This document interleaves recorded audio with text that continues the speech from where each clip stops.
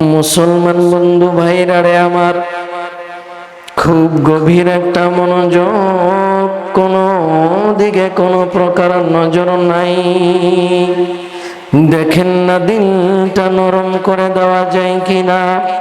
আমার আল্লাহ রব্বুল আলামিন আজ থেকে বহু বছর আগে জমিনের মধ্যে মুহাম্মদ নবীজিকে ডাক দিয়ে বলে, নবী গো, নবীজি,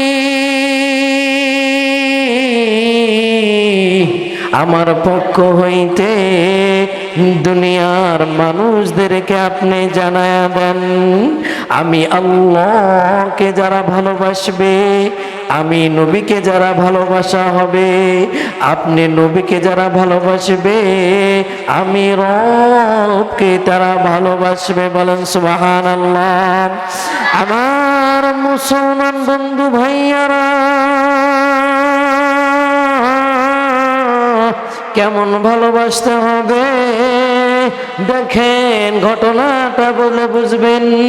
মুহাম্মদ আরবি সাল্লাল্লাহু আলাইহি ওয়াসাল্লামকে আমার নবী ডাক দিয়া বলে, নবীজি, আপনি যখন অত্যাচারের জুলুম বা বিচার আপনার প্রতি আসবে, আপনি মক্কার জমিন থেকে মদিনার জমিনে হিজরত করবেন। আমার নবী এইবার আল্লাহর আদেশ পাইয়া মক্কা থেকে যখন মদিনায় হিজরত করে, এমন তো অবস্থায় আমার নবীজি আবু বকরকে ডাক দিয়ে বলে, রে ভাই, যে কোনো সময় আমাকে আপনাকে মক্কা থেকে মদিনায় যাইতে হইবে। এই কথা বলার সাথে সাথে আবু বকর ডাক দিয়া বলে, নবী আমার, আপনি যখন আমারে বলবেন আমি আপনার সাথে হিজরতে চলে যাব। বলেন সুবহানাল্লাহ। এমন অবস্থায় আমার নবীজি মুহাম্মদ আরবি মদিনাওয়ালা নবী আমার একদিন আবু বকরের ঘরের সামনে গেল, ডাক দিয়ে আবু বকর সালাম দেয়, আসসালামু আলাইকুম ইয়া আহলাল বাইত। ওগো আবু বকর, তুমি কি ঘরে আছো? আবু বকর এবার ডাক দিয়ে বললেন, লাব্বাইক ইয়া রাসূলুল্লাহ। আমার নবী এইবার আবু বকর ডাক দিয়ে বলেন, আরে আবু বকর, আমি যে তোমাকে সালাম দিলাম, এই গভীর রাত্রের মধ্যে আমি তোমাকে সালাম দিলাম। আরে আবু বকর, এরে আমার ভাই, এ আমার বন্ধু, তুমি কি রাত্রে ঘুমাও না? তুমি কি রাত্রে ঘুমাও না? এইবার আবু বকর বলে, ইয়া রাসূলুল্লাহ,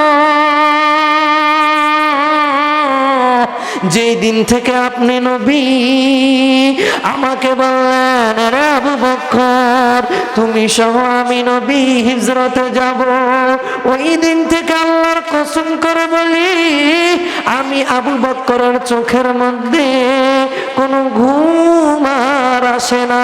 বলেন সুবহানাল্লাহ। দেখেন নবী প্রেমের মায়া কেমন। আমার নবী এবার আবু বকর বলে, রে ভাই, তোমার চোখে কেন ঘুম নাই? কেন তুমি রাত্রে জাগরণ করো? এইবার আবু বকর বলে, নবী আমার, আমি যদি রাত্রে ঘুমায়া যাই আর আপনি নবী আসবেন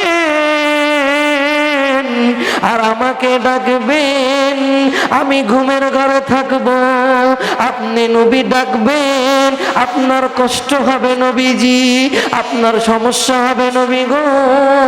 এই জন্য আমি, আপনি যেদিন আমাকে বললেন, ওই দিন থেকে আমি আবু বকর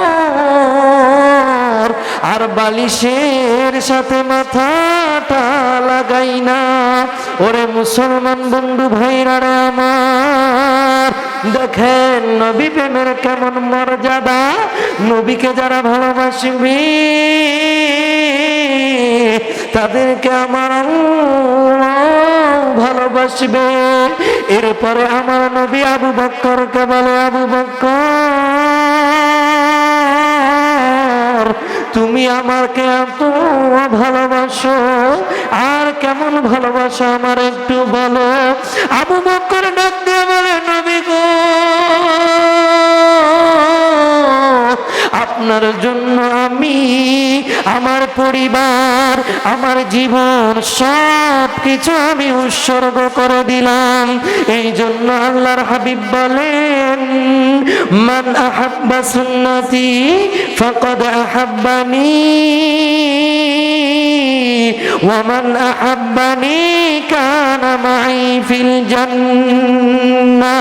আমার নবী ডাক দেয়া বলে,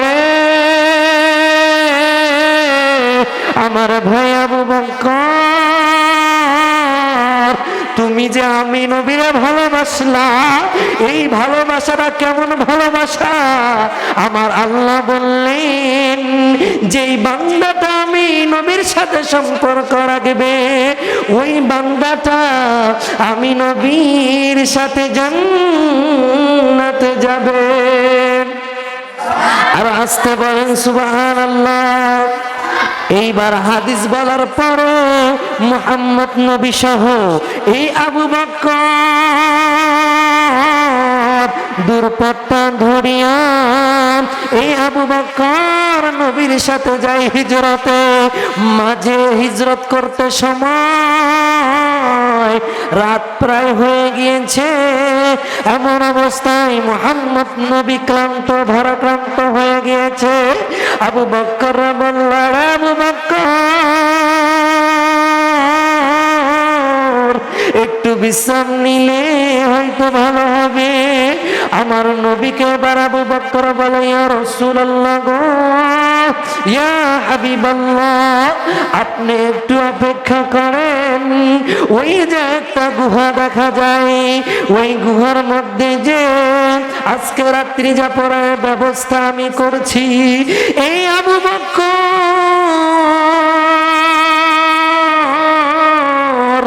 আবু বকর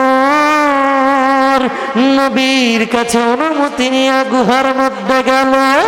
এক পর্যায়ে তাকায় দেখে গুহার এদিকে ফুটা, ওদিকে ফুটা। আবু বকরের গায়ে একটা চাদর, এই চাদরটা ছিঁড়ে ছিঁড়ে গুহার গর্তগুলোর বন্ধ করে। এক পর্যায়ে বন্ধ করতে করতে আর কোন চাদরের টুকরা নাই। এমন সময় দেখে আর একটা বড় গর্ত। আবু বকর ওই গর্তের মধ্যে নিজের পাটা দিলেন। এবার নবীরা ডাক দিয়ে বলে, ইয়া রাসূলুল্লাহ, ইয়া হাবিবাল্লাহ, আপনার রাত্রি যাপনের ব্যবস্থা হয়ে গিয়েছে। এমন তো অবস্থায় মুহাম্মদ আরবি, দুই জাহানের নবী, আমার আপনার নবী, দরদি নবী যখন ঘরে আসলো, এমন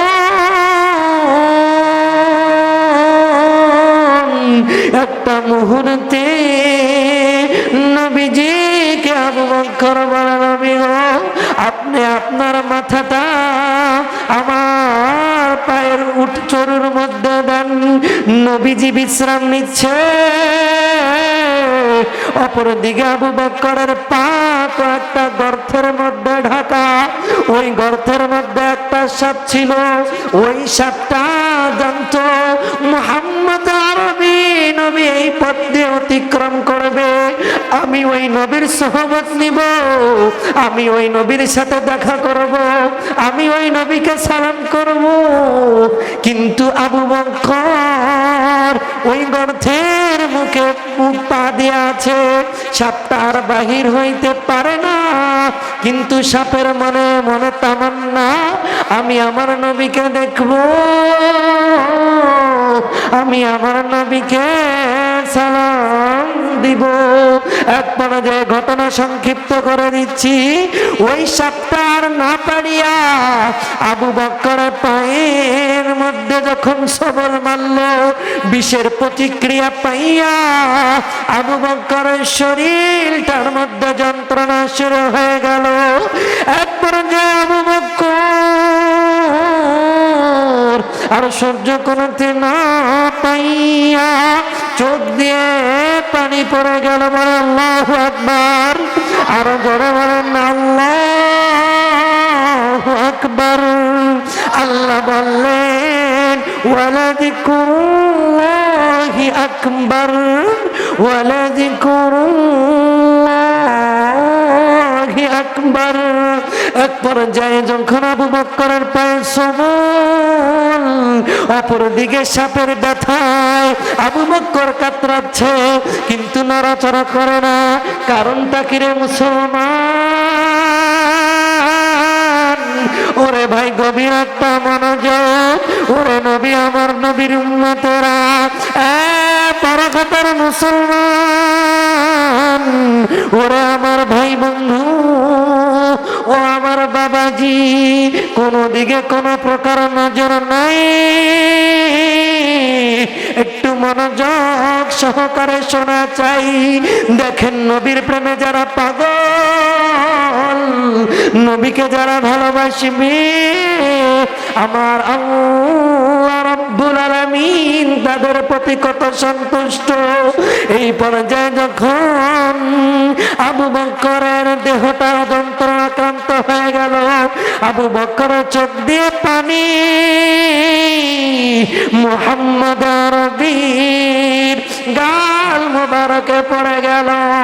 আমার নবী আবার ডাক দিয়ে বলে, ভাই রে, তুমি কেন কান্দ?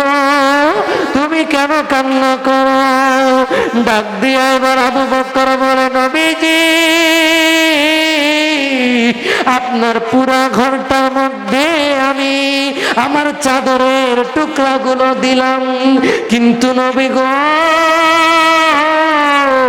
একটা জায়গায় একটু ফাঁকা, একটা গর্তের জন্য কাপড় পাই নাই। ওই গর্তের মধ্যে নবীজি আমার পাটা আমি দিলাম, আর ওই পাটার মধ্যে সাপ কামড়াইছে। এমন তো অবস্থা আমার নবী, মার নবী, দরদি নবী, নিজের মুখ মোবারক থেকে একটু থুতু আবু বকরের পায়ে লাগা দিল। কিছুক্ষণের মধ্যে ওই আবু বকরের শরীর থেকে বিষ চলে গেছে। বলেন সুবহানাল্লাহ। এইবার যখন সাপটা পাশে থেকে কাহিনীটা দেখলো, নবীজি বলে, সাপ, তুমি কি জানো না এ আমার সাহাবী? তুমি কেন তাকে মারলা? কেন তাকে দংশন করলা? সাপটা ডাক দিয়ে বলে, নবী গো, আমি তাকে এই কারণে সবল দিলাম, আমি অনেক দিন আগে শুনেছিলাম আপনি পথ দিয়ে অতিক্রম করবেন, আপনাকে বড় দেখার তামান্না, কিন্তু আবু বকর রাস্তাটা বন্ধ করে দিল। এই দৃশ্য দেখিয়া মুসলমান, আবু বকরের চোখে পানি, মুহাম্মদ নবীর চোখে পানি। এই জন্য বলি ভাই, আর নবীর সুন্নতের বিরুদ্ধে যাব না, আর কোরআনের বিরুদ্ধে যাব না, আর কেন নামাজের বিরুদ্ধে যাব না, আর কোনদিন নামাজ ছাড়ব না, আর কোনদিন কোরআন পড়া ছাড়ব না, কোরআনের মাহফিলের বিরুদ্ধে যাব না, নবীর আদর্শের বিরুদ্ধে যাব না। যেই কুলাঙ্গার নাস্তিকেরা আমি নবীর আদর্শের বিরুদ্ধে যাবে, এই কুলাঙ্গারদেরকে জীবনের শেষ রক্ত দিয়ে হলো এই জমিন থেকে শেষ করতে হবে, ঠিক কিনা? এই জন্য নবীর মুহাব্বত অন্তরে রাখা চাই।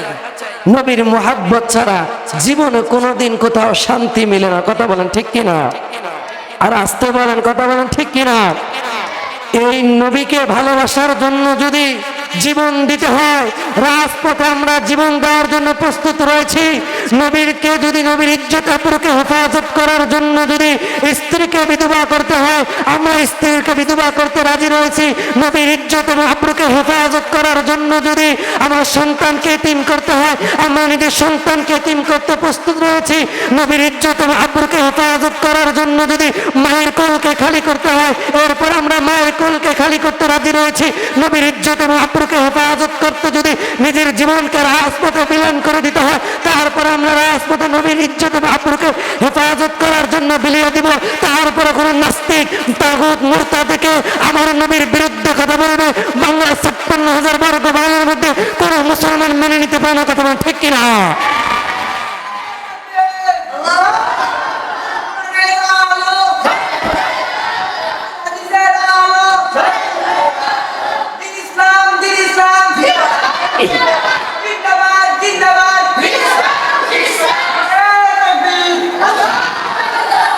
এই নবীর ইজ্জত এবং আবরুকে হেফাজত করার জন্য তখনই বাংলার জমিনের মধ্যে প্রতিষ্ঠিত হবে, যখন বাংলার জমিনের মধ্যে টেকনাফ থেকে তেতুলিয়া, রূপসা থেকে পাতুলিয়া, সুন্দরবন থেকে বান্দরবান, প্রত্যেকটা জায়গায় সংসারের মধ্যে রাষ্ট্রীয় ক্ষমতার প্রত্যেকটা জায়গায় আর কোরআনের বিচরণ ঘটবে।